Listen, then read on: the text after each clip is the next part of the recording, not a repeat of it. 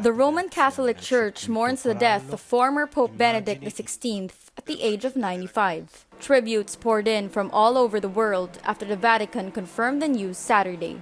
Pope Francis remembered his predecessor as a noble and kind person. He also thanked him for his contributions to the Church. We are moved as we recall him as such a noble person, so kind, and we feel such gratitude in our hearts. Gratitude for God for giving him to the Church and to the world. Gratitude to him for all the good he accomplished, and above all for his witness of faith and prayer, especially in these last years of his life. Only God knows the value of his sacrifices for the good of the Church. U.S. President Joe Biden sent his sympathies to the former Pope, recalling him as a renowned theologian with lifelong devotion to the Church.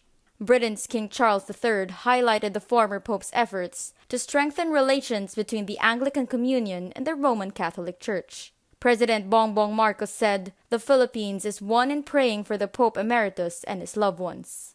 The Catholic Bishops' Conference of the Philippines, or CBCP, described him as a pope of charity. CBCP President Bishop Pablo David says he will be remembered as a great theologian, catechist, and musician.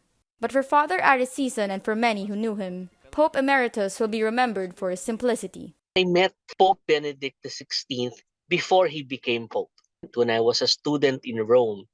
And I met him in the bus. I spoke to him in Italian, I offered my seat, and he just nodded and gave me a smile. There, I realized how simple he is. Despite not visiting the Philippines, Father Season says the former Pope still left a mark on the country. He canonized St. Pedro Calungsod and elevated Luis Antonio Tagle as a cardinal in 2012.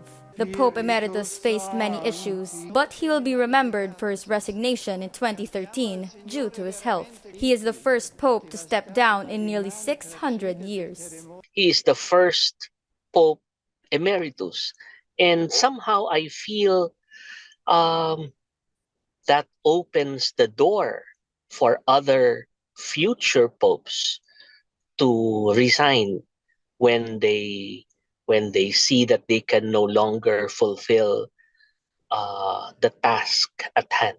Father Season highlighted the former Pope's contribution to the development of theology. Time will show us how great he is as a scholar and a theologian in the Catholic Church. Pope Francis will lead the funeral event on January 5 at St. Peter's Square. The Vatican says it will be a simple ceremony, the wish of the Pope Emeritus.